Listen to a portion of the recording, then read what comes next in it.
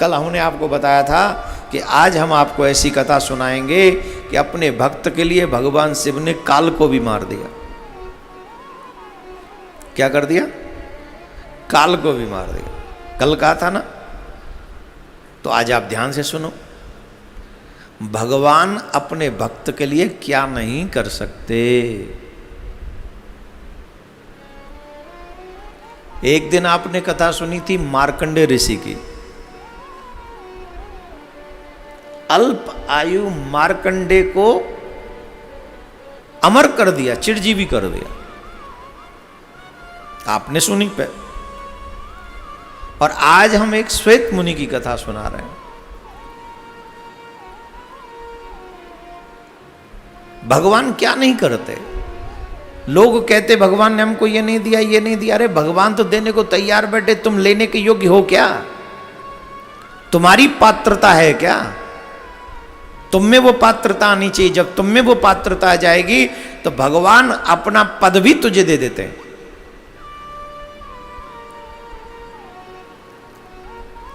श्वेत मुनि ने महादेव की भक्ति से मृत्यु को भी जीत लिया था। अतएव परमेश्वर महादेव शिव जी के प्रति आप लोग भक्ति परायण हो। समाप्त आयु वाले, समाप्त आयु वाले मतलब जिनका समय समाप्त हो चुका था, मृत्यु के कगार पर थे, वो श्वेत मुनि। श्वेत नामक एक श्री युक्त मुनि गिर की गुफा में शिवाराधना में रत थे। ये जो शिवाराधना हम यहाँ कर रहे हैं, शिव कथा यहाँ जो हम कर रहे हैं, सिर्फ बुद्धिजीव ही इसका, जो बुद्धिजीवी हैं वही इसका मोल और महत्व समझ पाएंगे। हर किसी के बस में इसको समझना नहीं है। हमारे ब्रज में कहते हैं मानो तो देव ना है तो पत्थर। जो मानते हैं ये शिवाराधना उन्हीं के घर में जाके असर करेगी। जिन्हें अपनी आत्मा पर भरोसा है, जिन्हें परमात्मा पर भरोसा है, जिन्हें शिव पर भरोसा है, जिन्हें सनातन पे भरोसा है, उनके घरों की सुरक्षा ये शिव कथा 1000% करे।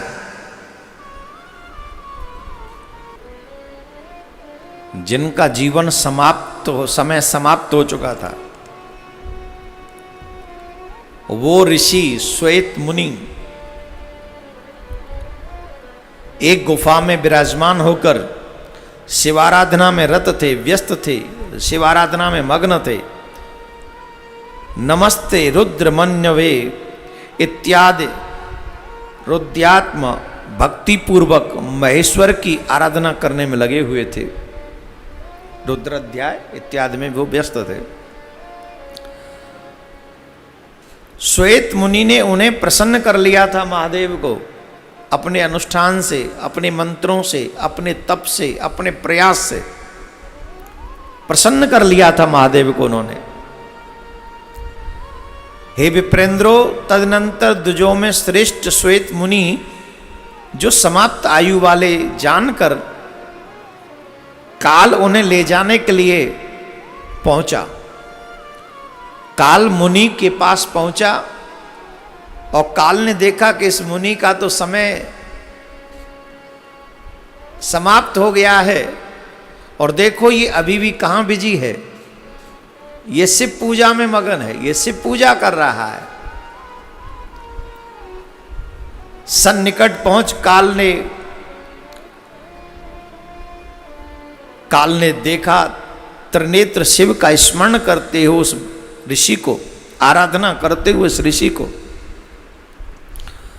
श्वेत मुनि को देखकर काल कहने लगा, अब तुम क्या कर रहे हो? ये उनके मन में तो भाव था कि मैं शिव की आराधना कर रहा हूं, काल और मृत्यु मेरा क्या बिगाड़ेगी, मेरा कोई कुछ नहीं बिगाड़ सकता, ऐसा उसका मन भाव था। तो श्वेत मुनि, अब तुम्हारा समय समाप्त हो चुका है। काल ने कहा, हे श्वेत, अब तुम्हारा समय समाप्त हो चुका है। भगवान विष्णु, ब्रह्मा अथवा जगदीश्वर रुद्र भी अब तुमको मुझसे बचा नहीं सकते। तुम्हें कोई नहीं मुझसे बचा सकता।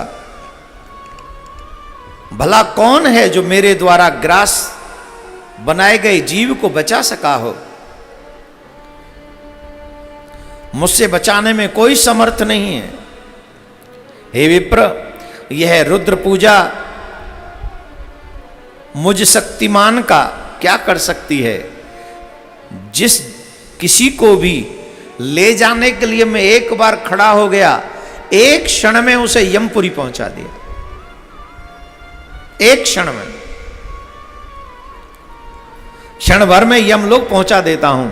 हे मुनि, क्योंकि तुम समाप्त आयु वाले हो चुके हो, अतः तुम्हें ले जाने के लिए मैं आया हूं। अब ये शिव पूजन इत्यादि तुम बंद करो और मेरे साथ चलने की तैयारी करो। एक सेकंड कल्पना करो कि काल तुम्हारे सामने खड़ा है और तुमसे कह रहा है कि तुम भोजन करना बंद करो, जल पीना बंद करो। हे, क्या तुम नौकरी पे जा रहे हो? चलो सब बंद करो, हमारे साथ चलो। क्या बीतेगी? कल्पना करो। है? अभी कितना अच्छा लग रहा है ना संसार। अभी तो हम हट्टे कट्टे, हम ऐसे, हम वैसे, अभी तो सब कुछ हमारे मुताबिक चल रहा है। लेकिन एक दिन अचानक से काल आकर खड़ा हो जाए और कहे your time is finish, now ready, चलो। क्या होगा फिर? हमारे ब्रज में रसिया गाते हैं। मैं तो बीच में भजन नहीं गाए, अभी भी नहीं गाऊंगा, लेकिन हमारे यहाँ रसिया कितना अच्छा है। बादिन की सुध कर प्राणी, जा दिन ले चले होय, जा दिन ले चले होय, जा दिन ले चले होय, वा दिन की सुध कर प्राणी। भूले बैठे तभी तो पाप करते हैं। एक भगवान ही है जो एनी हाउ आपकी सहायता करने के लिए तैयार बैठा है, और उस भगवान से आपका हित नहीं, प्रेम नहीं है। वही भगवान तुम्हारा साथ देगा। बहुत से लोग तो दुखी हैं, हमारा काम नहीं चल रहा है, और बहुत से लोग सुखी हैं, काम नहीं चल रहा है इसलिए मेरा नाम चल रहा है, भगवान का नाम जप रहा हूं मैं। मुझे पहले काम से समय नहीं मिलता था, अब मेरे ठाकुर ने मुझे भजन करने का मौका दे दिया। कितने लोग खुश हैं? काम कर करके भी बुढ़ापे में मर गए, और मर गए तो घर वालों ने कह दिया कि हम नहीं जलाने आएंगे, तुम अपने आप व्यवस्था कर लो।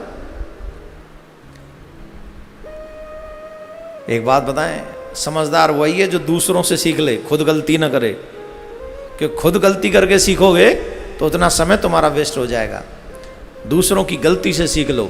शायद कुछ एग्जाम्पल ऐसे, भयानक एग्जाम्पल हमारे सामने इसलिए आ गए जिनसे हम ये सीख लें कि हमारे साथ कोई जाने वाला नहीं है, कोई हमारा नहीं है। गोविंद नाम स्मरण करो, प्रभु का नाम स्मरण करो, वही हमारा है, बाकी सब मिथ्या है। बोलो राधे राधे। उन मुनि ने, श्वेत मुनि ने जब काल को देखा, काल को देखकर वो भयभीत हो गए। उस काल का वह धर्म मिश्रित भयावह वचन सुनकर मुनिवर श्वेत हा रुद्र, हा रुद्र, हा रुद्र, क्या कह रहे हैं? हा रुद्र, हा रुद्र, हा रुद्र। यूं कहते कहते लिपट गए भगवान शिव के उस लिंग से, भगवान के विग्रह से लिपट गए श्वेत मुनि। विलाप करने लगे। अश्रुपूरित तथा व्याकुल नेत्रों से वे कातर दृष्टि से शिवलिंग को निहारते हुए अत्यंत व्यथित चित होकर उस काल से भी कहने लगे,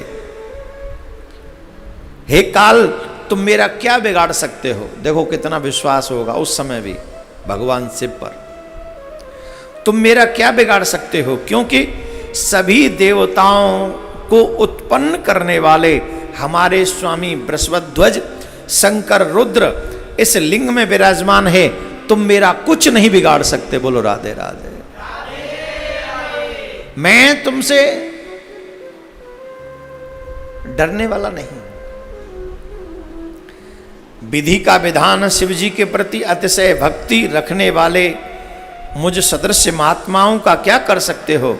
अतएव महाभाव, आप जिस प्रकार यहां पर आए थे उसी प्रकार यहां से चले जाओ, यहां से चले जाओ, तुमको खाली हाथ जाना पड़ेगा। तदनंतर श्वेत मुनि का वैसा वचन सुनकर हाथ में पास धारण किए तीक्ष्ण दाढ़ों वाले भयंकर काल ने कुपित होकर सिंह के सदृश घोर गर्जना करते हुए तथा पास को बार बार फटकारते हुए, ऐसे होता ना जिसके हाथ में कोई शस्त्र हो बार बार उसे दिखाता है, आदि तो मुझसे डर, आधे शस्त्र से डर। कमजोर आदमी भी हाथ में शस्त्र लेके दिखाता है ना, बैंक लूट ले जाता है, हैंड्स अप, हाथ खड़े कर लो। और उससे मोटे मोटे आदमी बैंक में खड़े रहते हैं, मोटे मोटे आदमी बैंक में कुर्सी पे बैठे रहते हैं, और छोटा सा वो इतना सा हथियार दिखाते हैं, हैंड्स अप। उसको दिखाता क्यों वो? उसे वो इसलिए नहीं दिखाता कि वो गोली मार रहा है तुम्हें, वो इसलिए दिखाता है जिससे भय व्याप्त कर सके, डरा सके, वो इसलिए वो दिखाता है। तो काल भी बार बार फांस को, उसके हाथ में जो फांस था काल फांस, उसे बार बार फटकार रहा है, और फटकारते हुए कहता है तुम्हें मुझसे कोई नहीं बचा सकता। ऋषि, यमलोक ले जाने के निमित्त मैंने तुम्हें बांध लिया है, उसमें बांध लिया था पास में, मैंने तुम्हें बांध लिया है, परंतु मैं देख रहा हूं कि तुम जिन पर भरोसा करते हो वो देवादिदेव महादेव मुझे कहीं दृष्टिगोचर नहीं हो रहे। कहाँ हैं जिन महादेव की तुम इतनी आराधना कर रहे थे, वो महादेव कहाँ हैं? मुझे कहीं दृष्टिगोचर नहीं हो रहे। मुझे तो लगता नहीं कि वो तुम्हें बचाने के लिए आएंगे भी, तुम यूं ही व्यर्थ उन पर भरोसा करते हो।